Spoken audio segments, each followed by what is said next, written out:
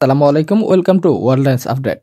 গ্রেফতার দেখানো হলো লতিফ সিদ্দিকী সহ অন্তত 14 জনকে। ঢাকা রিপোর্টার্স ইউনিটিতে ডিআরইউ ব্যাপক উত্তেজনার ঘটনায় আওয়ামী লীগের সাবেক মন্ত্রী লতিফ সিদ্দিকী সহ অন্তত 14 জনকে বৃহস্পতিবার 28 আগস্ট দুপুরে আটক করা হয়েছে। পরে তাদের ডিবি হেফাজতে নেওয়া হয়। রাতে তাদের সন্ত্রাসবিরোধী আইনে গ্রেফতার দেখিয়ে আজ শুক্রবার 29 আগস্ট আদালতে নেওয়ার সিদ্ধান্তের কথা জানিয়েছে ঢাকা মেট্রোপলিটন পুলিশ।